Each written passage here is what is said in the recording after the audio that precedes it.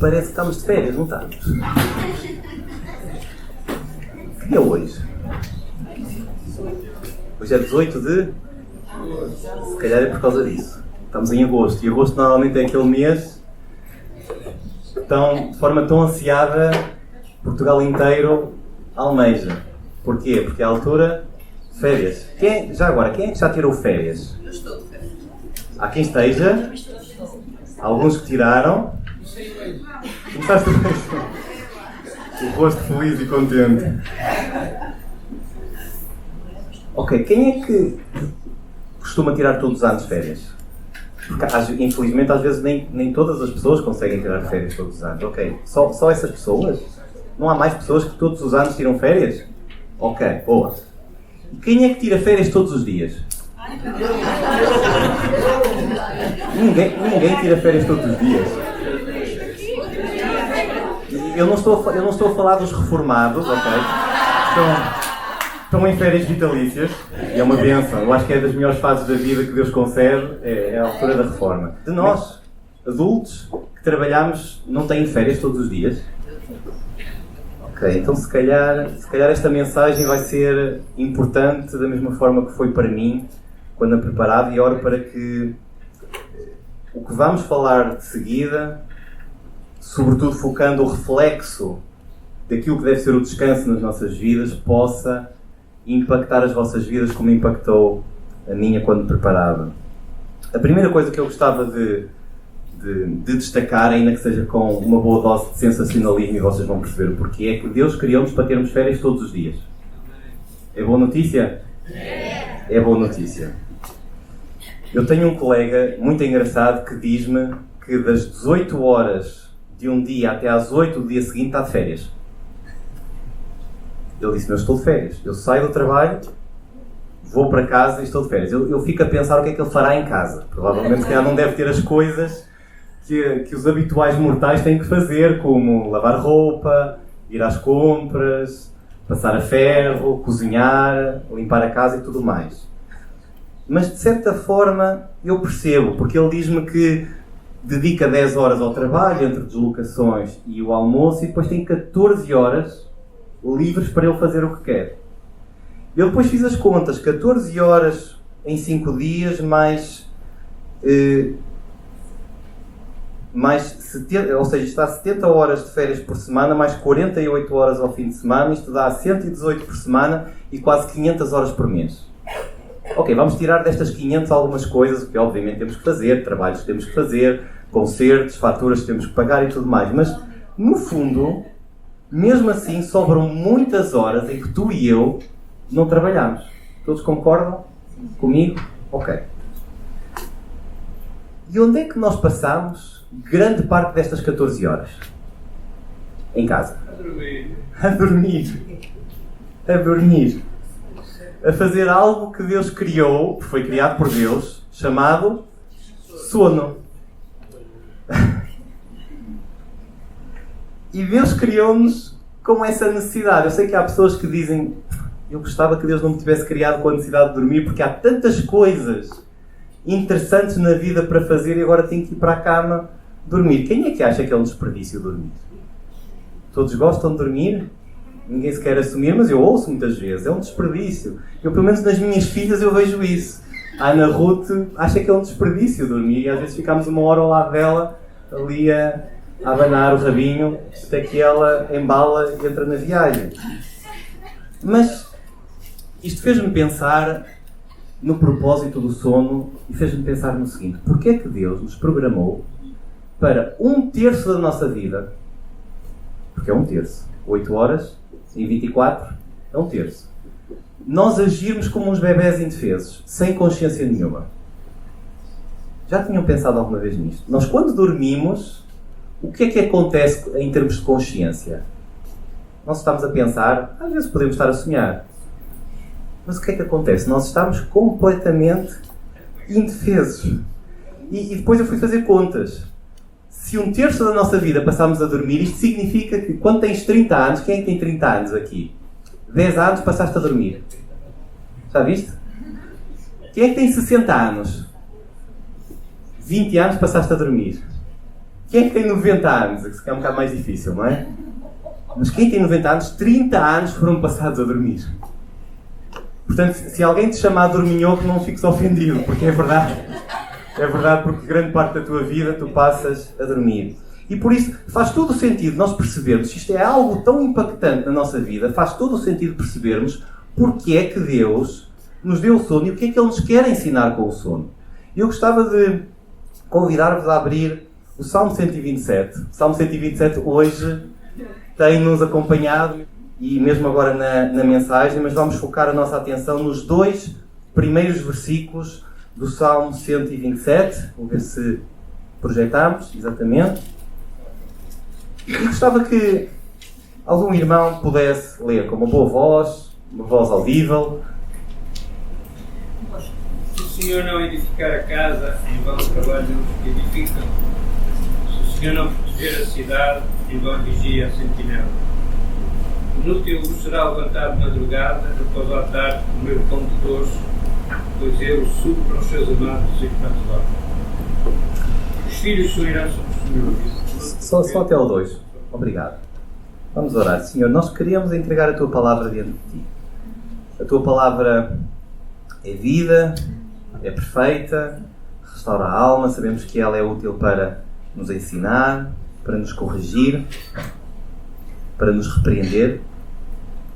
E nós queremos colocar-nos diante de Ti nesta posição de alguém que quer ser repreendido, que quer ser corrigido e que quer perceber qual o caminho que Tu queres que nós andemos.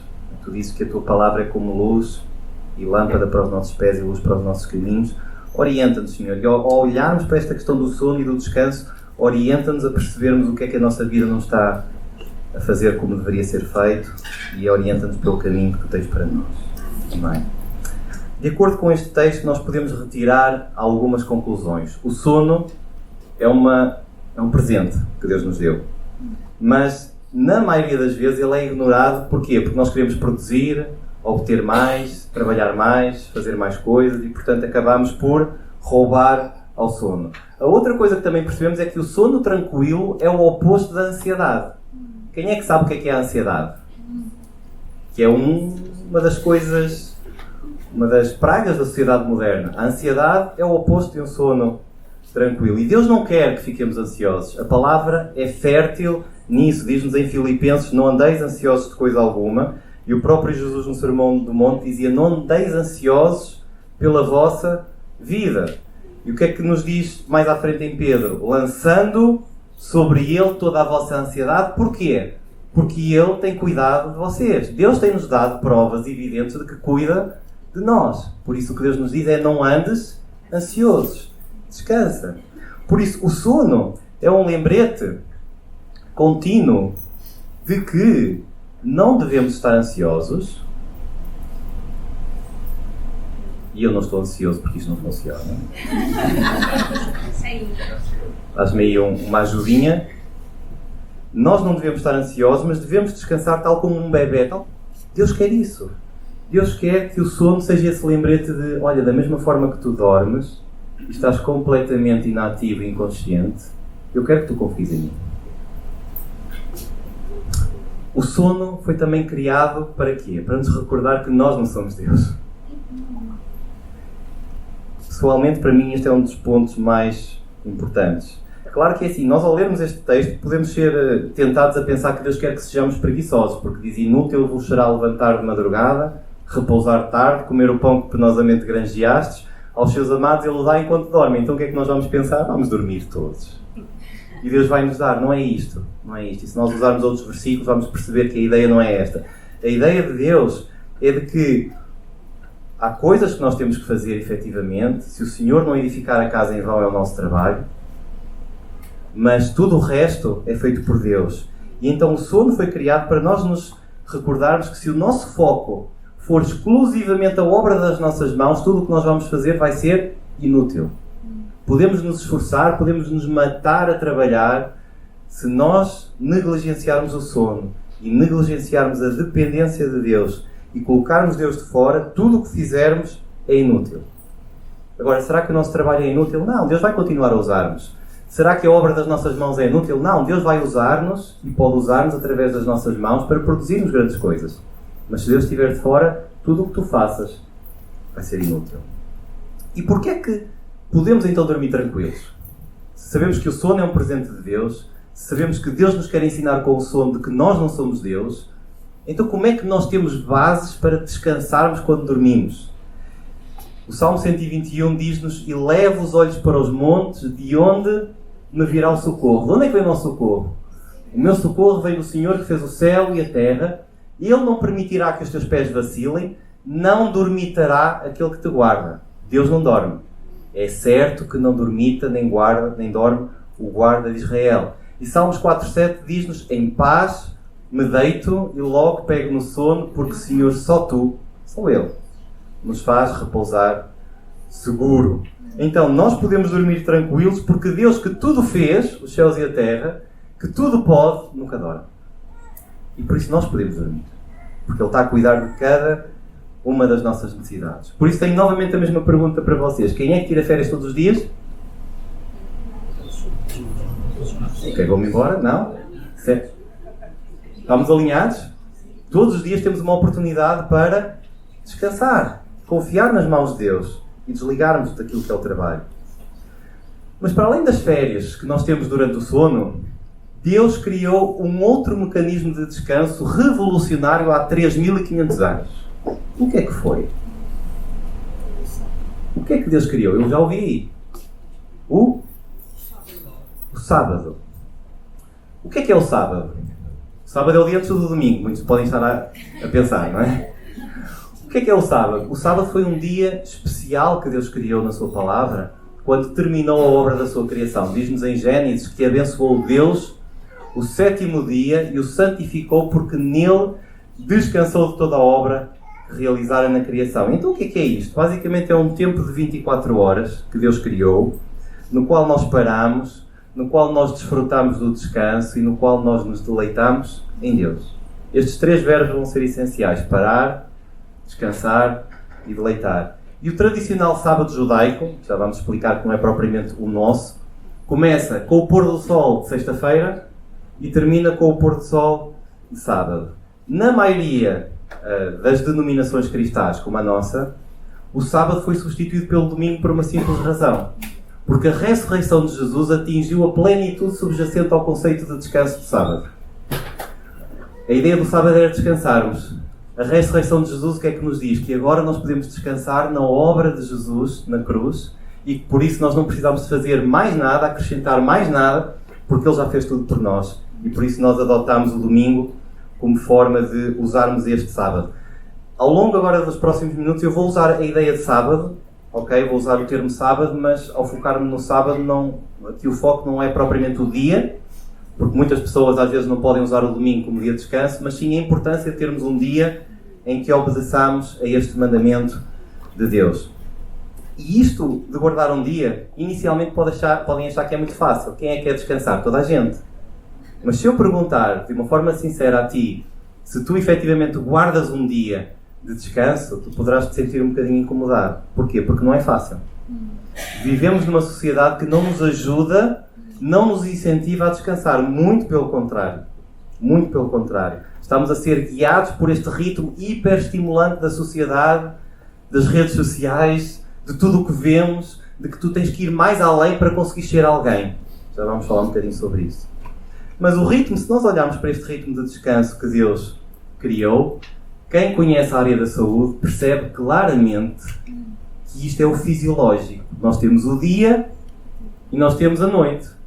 Nós temos a maré cheia e nós temos a maré vasa. Nós temos o verão e nós temos o inverno. Simples. Ou deveria ser simples. Mas nós complicamos ao permitir que o nosso trabalho e os nossos afazeres atropelem este ciclo natural que Deus criou. E está provado que se nós não descansarmos, vamos trazer males no futuro, ou no presente ou no futuro. Aponta-se que a falta de descanso é uma das muitas causas para depressões, esgotamentos, ansiedades, infartos do miocárdio, AVCs e todos esses problemas que nenhum de nós quer ter. Mas o stress e a falta de descanso contribui para isso. Por isso nós vamos descansar porque queremos abraçar este presente de Deus e queremos usar este presente para nosso benefício. Mas não foi somente por causa disto. Ou eu poderia dizer que não foi exclusivamente somente para o nosso bem de corpo físico que Deus criou o sábado. Foi algo muito mais à frente. Porque se for só para isso que tu usas o sábado, para cuidar da tua saúde, estamos muito longe do objetivo para o qual Deus criou o sábado. Qual é o verdadeiro significado do sábado? Está de férias hoje o apontador. O verdadeiro objetivo do sábado é experimentarmos o cheirinho da eternidade. Quem é que almeja pela vinda de Jesus? Sinceramente. Ou ainda há algum projeto que esteja por acabar? Muitas vezes as pessoas dizem, e eu próprio dizia, oh Senhor, deixa-me agora casar. Deixa-me agora ter filhos. Há momentos em que temos filhos que desejamos que Jesus volte, mas isso é outra história. Mas muitas vezes parece que nós estamos à espera das nossas conquistas e das nossas realizações para depois então Jesus vir porque queremos o nosso reino. Isso é outra conversa. Por isso, a eternidade com Deus é o eterno sábado. Por isso, quando nós descansamos, nós estamos como que a olhar para uma janela com vista para a eternidade. Para o momento em que aí sim nós vamos descansar, parar e nos deleitarmos a 100% com Deus. Enquanto isso não acontece, o sábado, neste caso pode ser o domingo ou outro dia qualquer, é uma oportunidade de nós estar quase a chegar a esse dia. E intencionalmente, quando nós descansamos, estamos a pensar nisso. Mas para isso há 3 características ou 3 critérios obrigatórios para nós vivermos o sábado que Deus preparou para nós com a máxima eficácia. E quais são esses três critérios? O primeiro ponto... Ok, isto tramou-me. Apareceu tudo de uma vez. O primeiro ponto é que Deus chama-nos a parar. Tu não podes descansar se não paras. Isso é mentira. Aquelas pessoas que dizem que conseguem descansar enquanto estão a fazer 10 coisas ao mesmo tempo, não é verdade. Parar. Deus, mesmo na sua palavra, nós víamos como no Antigo Testamento eram tão rigorosos e como depois os judeus ainda acentuaram mais esse rigor, criando uma data de obrigações para o descanso. Mas é mesmo importante limitarmos o nosso tempo de descanso parando. E parando de quê? Não é só do trabalho remunerado, é do trabalho não remunerado. Quem é que tem fechaduras para arranjar em casa? Quem é que tem contas para pagar? Quem é que tem coisas para arrumar em casa? O objetivo do descanso é mesmo nós pararmos de todo o trabalho remunerado ou não. É aceitarmos os nossos limites, é reconhecermos que nós não somos Deus, é reconhecermos que vão haver muitos projetos que vão ficar por fazer. Isto é uma coisa que nos frustra. Às vezes a falar com a Cátia que trabalha connosco, então quando é que vão acabar os projetos? Quando é que vão acabar as tarefas pendentes? Estão sempre a aparecer. E porquê? Porque enquanto há vida, há desafios, há problemas, há projetos que não acontecem ou não correm como nós gostaríamos. E Deus não nos ordena o sábado porque Ele tem prazer em nos contrariar e dizer, olha, agora ficas aí de castigo um dia. Não é isso. Deus ordena-nos o sábado porque isso é bom para nós. Da mesma forma que Deus ordenava o descanso sabático das terras, os israelitas sabiam que durante 6 anos eles podiam produzir na terra, mas o 7º ano era o ano de descanso sabático. E porquê? Quem é que trabalha aqui na agricultura? Ou quem é que já trabalhou?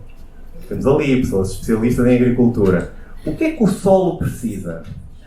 Também precisa de descanso, porque se nós produzirmos os anos seguidos e não dermos um único ano de descanso, o que é que nós vamos retirar do solo em termos de nutrientes? Está tudo esgotado.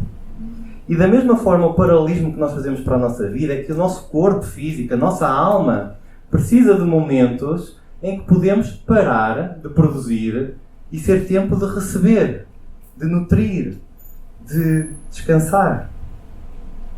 Por isso, primeiro ponto, parar. Segundo ponto, descansar. E aqui é a parte que deveria ser mais fácil, mas que é mais difícil. O que é que nós podemos fazer quando descansamos? Podemos dormir. O nada é fazer algo. O que é que estás a fazer? Nada. Eu às vezes acho piada quando tenho lá os adolescentes e jovens lá na clínica, então eles estão de férias e eu pergunto, então o que é que tu tens feito durante as férias? E eles, nada. E eu, ótimo, olha, tenho inveja desse nada. Eu também gostava de estar a fazer esse nada. Nada é fazer alguma coisa. Mais coisas que nós podemos fazer enquanto descansamos. Estou a olhar para o Mário, ir à pesca. É descanso para ti, não é? O que é que podemos fazer mais? Brincar com os filhos, ler, passear, fazer desporto, quem gosta de fazer desporto, namorar, estar com os amigos, estar com o pequeno grupo, agora nas férias aproveitem para se juntar. Tantas coisas. O importante aqui é fazermos coisas que não tenham relação com o trabalho remunerado ou não remunerado e que nos deem prazer e nos deem alegria. E isto obriga-nos a fazer uma coisa. Se queremos separar esse dia para isso, vamos ter que orientar a nossa semana para pagar contas, arranjar fechaduras noutros dias, porque senão vamos chegar ao dia em que dedicamos ao descanso e vamos ter um monte de coisas. E em terceiro lugar, deleitar-nos. Depois de Deus ter terminado o trabalho da sua criação, o que é que Deus disse em Gênesis 1:31? E viu Deus que tudo era muito bom. Deus deleitou-se com toda a criação e o propósito de Deus para a nossa vida é que nós levantemos a cabeça, olhemos à nossa volta e digamos assim: isto é muito bom. Deus tem prazer em que nós tenhamos prazer na sua criação. E o que faz um sábado ser um sábado bíblico não é necessariamente tu teres que passar o dia todo a ler a Bíblia na igreja. Não é esse o objetivo, ainda que essas atividades devam fazer parte de um sábado bíblico. Porque o objetivo é nós estarmos conectados a Deus e não fazermos férias de Deus. Mas aqui o grande objetivo do sábado é, para além dessas atividades de nutrirmos a nossa alma, é nós estarmos atentos de uma forma intencional a tudo o que Deus criou. Salmos 19:1 diz: os céus proclamam a glória de Deus e o firmamento anuncia a obra das suas mãos. Olharmos à nossa volta e deliciarmos, seja com pessoas, com comida, com arte, com desporto, com tudo e mais alguma coisa, com música. Usarmos os sentidos que Deus criou em nós para nós captarmos o prazer que Deus quer que nós captemos. Agora, se este conceito que foi criado há 3.500 anos não tivesse sido revolucionário, que foi, hoje ainda continua a ser revolucionário. E porquê? Porque se a instrução para descansar não fosse importante e fácil, Deus não nos tinha dado como mandamento. Já pensaram nisto? Um dos 10 mandamentos, diz-nos em Êxodo 20, é: lembra-te do dia de sábado para o santificar. Mas se é uma coisa tão agradável e tão prazerosa, porque é que Deus manda? Porque nós não cumprimos. Basicamente é isso. Porque é que Deus condenava tanto pessoas que não descansavam no sábado? Porque não cumpriam. Porque confiavam nas suas próprias forças. Porque confiavam que eram o próprio Deus e que com as suas obras e com as suas mãos podiam fazer tudo. Por isso, se estamos a perceber que descansar é um desafio, porquê é que isto acontece? Queria agora, nesta parte, focar em 3 aspectos. Porquê é que é tão difícil descansarmos? A primeira coisa é que nós temos medo do que podemos encontrar em nós. Nós temos medo do que podemos encontrar em nós. Então, qual é o problema de nós descansarmos? Há um psicólogo que sobre isto ele disse o seguinte, ao explicar porque é que as pessoas não paravam. Ele dizia: se pararem, morrem. Estão aterrorizados e morrem de medo do que verão dentro de si mesmos se reduzirem o ritmo. Algo muito mais profundo se está a dirigir, mas eles não têm ideia do que seja. E eu, ao pensar nisso e ao ler sobre isto, eu penso que sei o que é. Analisando a minha vida e daquilo que vou falando com outras pessoas. O que se passa dentro da nossa vida, que nós temos medo de encontrar, é vergonha. Nós temos vergonha. Nós temos vergonha de reconhecer que somos uns falhados e sem valor. E por isso trabalhamos. Trabalhamos e trabalhamos e trabalhamos para tentar fugir esse sentimento. E então pensamos, talvez se eu superar este próximo pico no trabalho, vou-me sentir mais e melhor a respeito de mim mesmo. E aí vou poder relaxar. Mas por enquanto não posso parar. E aqui é importante distinguir vergonha de culpa. Por exemplo, eu no exame de condução não parei no stop. Senti-me culpado. Chumbei por causa disso. É outra história que poderia contar, mas chumbei. Apesar de ter quase parado, mas não parei. Não parei. Errei. Mas eu não sou um erro. E o problema é que a vergonha está relacionada com aquilo que eu sou. O erro é com aquilo que eu cometo. E o grande problema, e esta grande mistura, é que a culpa diz-me que eu errei, a vergonha diz que eu sou um erro. A culpa diz que eu não fiz bem, a vergonha diz que eu sou um inútil. E é esta vergonha que muitas das vezes está subjacente ou no subconsciente da nossa vida que não nos permite descansar, porque nós achamos que vamos ter que ir mais além, vamos ter que produzir mais para nós abafarmos este sentimento da vergonha. E então esse excesso de trabalho é uma tentativa de nós escondermos este sentimento de inutilidade dos outros, para que os outros não vejam que nós somos uns inúteis, mas também de nós mesmos, porque nos dói pensarmos que somos inúteis. E então que voz é que nós ouvimos dentro de nós? Nunca sou bom o suficiente, nunca estou seguro o suficiente, nunca sou perfeito o suficiente, nunca sou extraordinário o suficiente, nunca sou bem-sucedido o suficiente. E o problema é que não são vozes internas, mas infelizmente muitas das vezes, como crianças, nós ouvimos essas vozes de pessoas queridas a dizerem que tu não és suficiente, que tu és um inútil. E então nós matamos a trabalhar para tentar provar que isso não é verdade. Mas conhecem o síndrome da roda do rato? O rato corre e o que é que acontece? Vai a algum lado? Quanto mais corre, o que é que acontece? Mais tem que correr para manter a roda a girar. E já vamos resolver isto. Porquê é que descansar é um desafio? Em segundo, é que nós temos uma visão distorcida da nossa identidade central. E eu achei interessante este testemunho deste Eliot. O Eliot dizia que sempre que eu e os meus irmãos ouvíamos os passos da minha mãe a descer as escadas, começávamos a demonstrar que estávamos a fazer algo. Seja a tirar o pó, arrumar coisas, limpar. Sabíamos claramente que nunca se podia ficar parado sem fazer nada. E ai de nós se não estivéssemos prontos para ajudá-la a carregar a saca das compras quando chegar. E diz-nos ele que ainda que se tenham passado 30 anos, ainda hoje sinto-me culpado quando não sou produtivo de alguma forma. E esta é uma crença ainda real nos nossos dias. A noção de que eu sou definido e valorizado não pelo que eu sou, mas pelo aquilo que eu faço. Querem um exemplo de como eu sou valorizado, ou que nós achamos que somos valorizados por aquilo que fazemos e não por aquilo que somos? Quando vocês conhecem alguém, qual é uma das perguntas que fazem à pessoa? Qual é a sua profissão? O que é que tu fazes? Porquê? Porque de certa forma nós fomos ensinados pela nossa cultura que a nossa identidade tem a ver com aquilo que fazemos. E se tu fores uma pessoa desempregada? E se tu fores uma dona de casa? E se tu fores uma mãe a tempo inteiro? Quão desconfortável é tu teres que dizer à pessoa que fazes isso? Ou qual é o julgamento que tu recebes e os olhares que tu recebes? Porque a nossa cultura está formatada de que se tu fizeres algo que não é importante, tu não és importante. Isso é uma completa mentira. O teu valor como pessoa não vem daquilo que tu fazes. O teu valor como pessoa não vem das tuas circunstâncias serem positivas ou negativas. O teu valor como pessoa não vem do que os outros dizem de ti. Sabem de onde é que vem o teu valor como pessoa? Daquilo que Deus diz que tu és.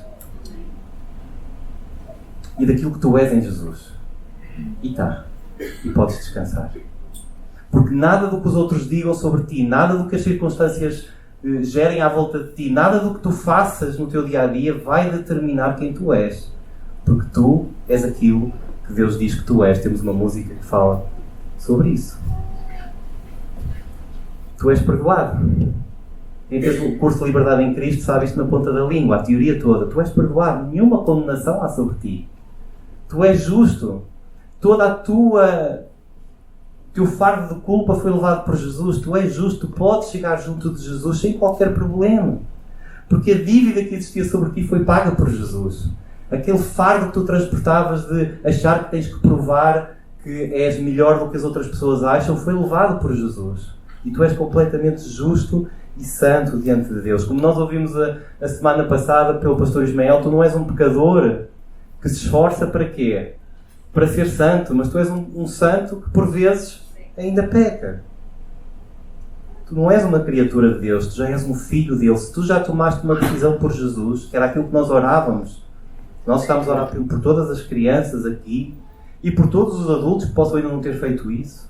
Se tu já tomaste uma decisão, se tu já tiveste um encontro com Jesus, se tu já confessaste os teus pecados a Jesus e disseste: Senhor, não é pelas minhas obras que eu chego até Ti, não é pela minha justiça que eu chego até Ti, não é por aquilo que eu fiz que eu almejo chegar ao céu, mas é ao perceber que somos pecadores e que Jesus já fez tudo por nós para irmos para o céu e termos um relacionamento com Ele. Quando tu percebes isso, tu percebes que tu és filho de Deus. Tu percebes que tudo o que é de Deus é teu, na medida em que toda a herança que nós temos no futuro vem diretamente das mãos de Deus. Não és tu que levas a tua herança terrena para o céu. Tu tens uma herança muito superior em Deus. E para além de tudo mais, que é algo que me parte o coração, é que Deus faz-me embaixador. Deus diz assim, olha, tu vais ser o meu representante aqui na Terra. Os outros vão olhar para ti e vão me conhecer. Isso é uma enorme responsabilidade. Por isso, tu em Deus, como se isso já não bastasse, estás completamente preenchido. Porquê? Porque nós somos templo do Espírito Santo. Como se isso não bastasse, nós não somos somente tudo isto, mas somos ainda mais. Deus enviou o Espírito Santo para dentro de nós. Quem esteve no Team Street, o que é? O Dunamis. Aquele poder transformador do Espírito Santo. E Ele derramou isso sobre a nossa vida, para que agora, em qualquer momento, em qualquer circunstância, Ele está sempre connosco. E por último, e não menos importante, e talvez um dos pontos mais importantes, porque a nossa luta não é contra Satanás. O que é que nos diz Efésios 6, versículo 10 a 12? Alguém que possa ler? Efésios 6, 10 a 12.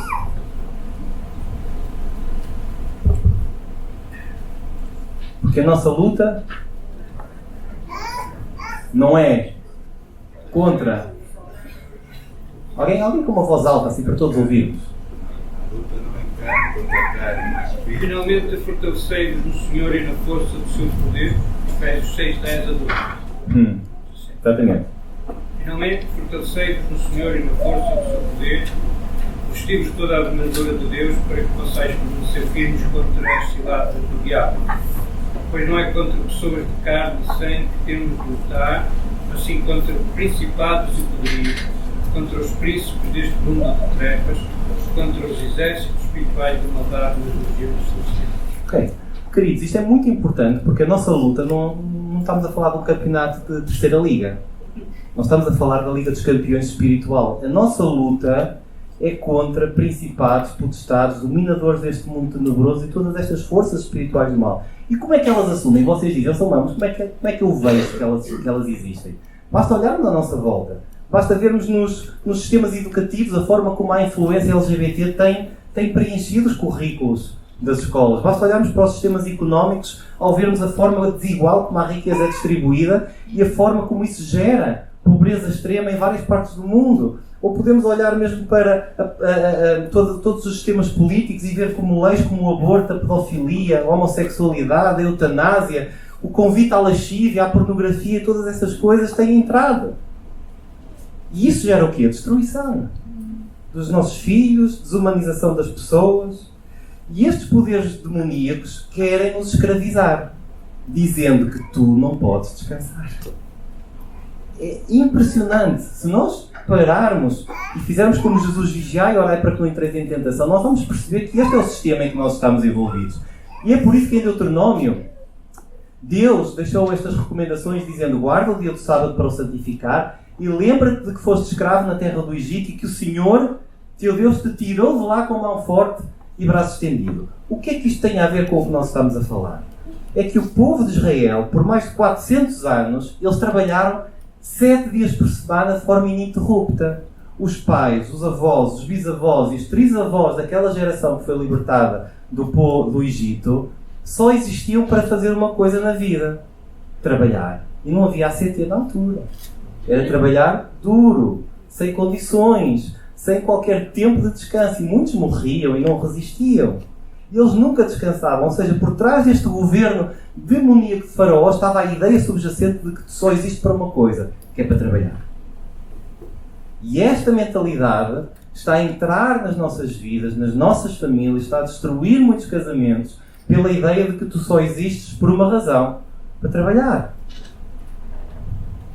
Mas graças a Deus que esta opressão foi desfeita, não porque os israelitas engendraram um plano fantástico, mas porque Deus, na sua graça, libertou o povo da mão opressiva do faraó. E vemos aqui alguma semelhança na forma como Jesus nos libertou, como dizem Efésios, estando mortos, nos deu vida em Jesus.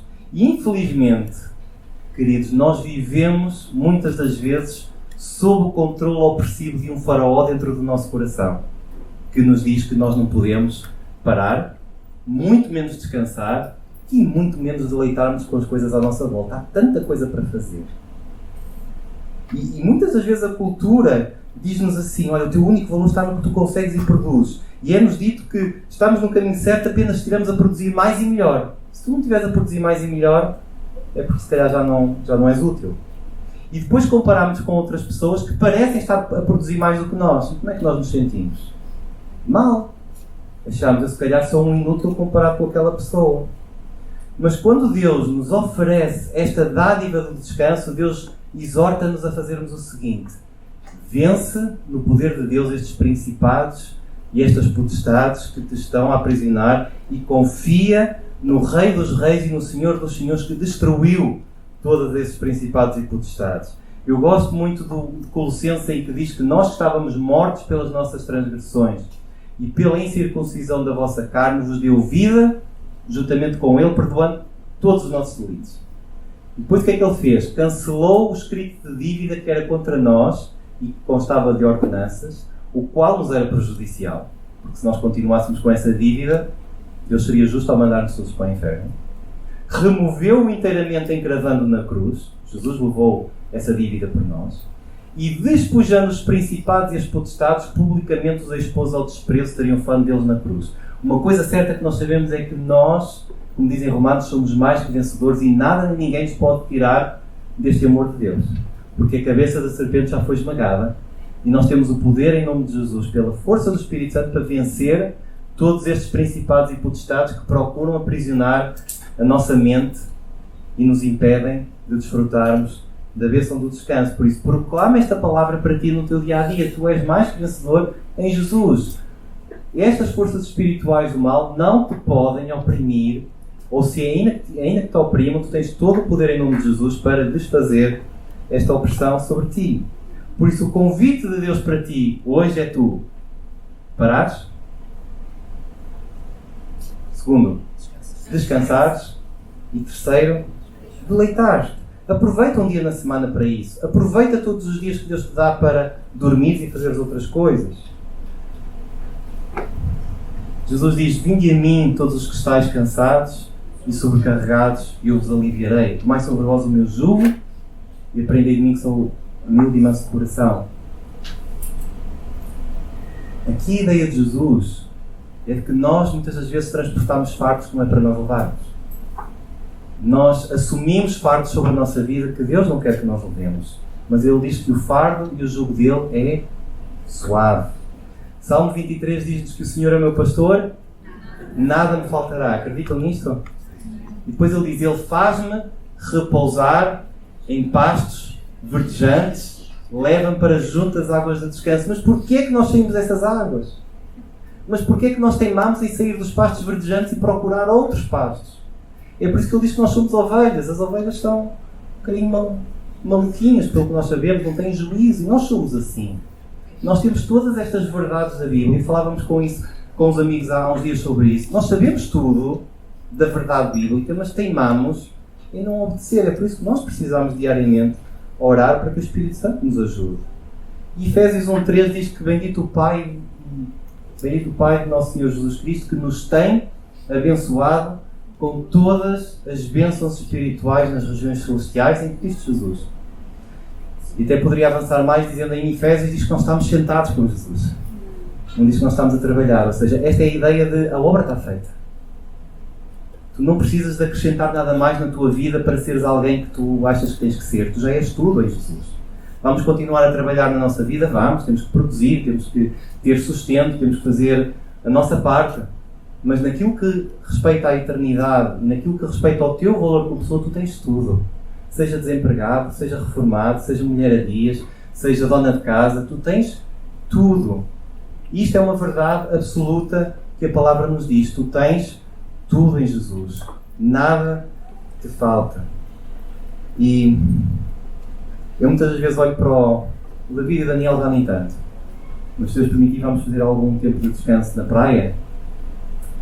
E agora é mais a Débora e a Ruth, que pegam nos baldinhos e vamos lá fazer os castelos de areia. E é impressionante ver o entusiasmo.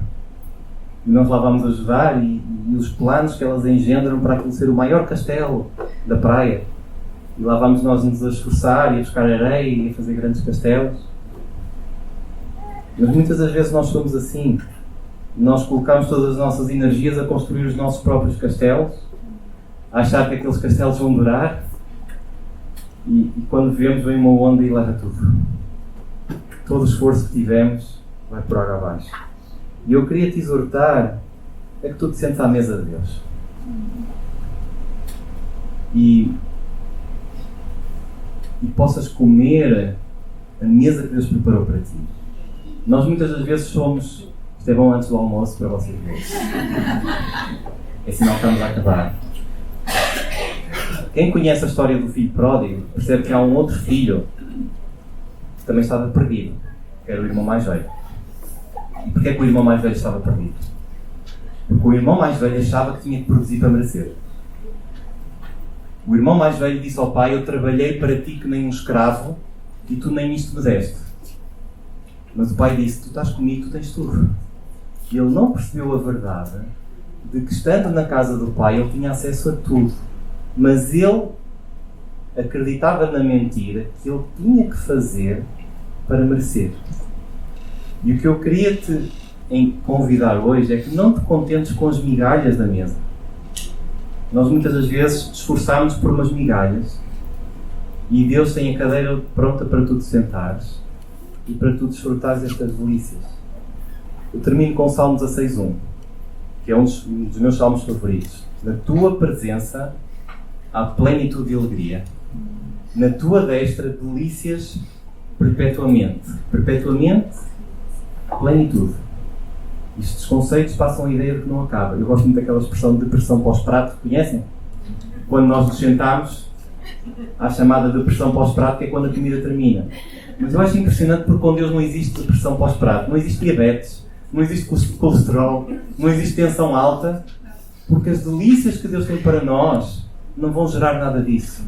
Nós vamos ser completos, preenchidos e plenos nele. Podemos comer tudo o que quisermos de Deus, do alimento que Ele tem para Deus, para nós. E esse prazer começa aqui, na medida em que nós cumprimos o mandamento de tirar um dia para descansar. E esse é o meu convite para ti.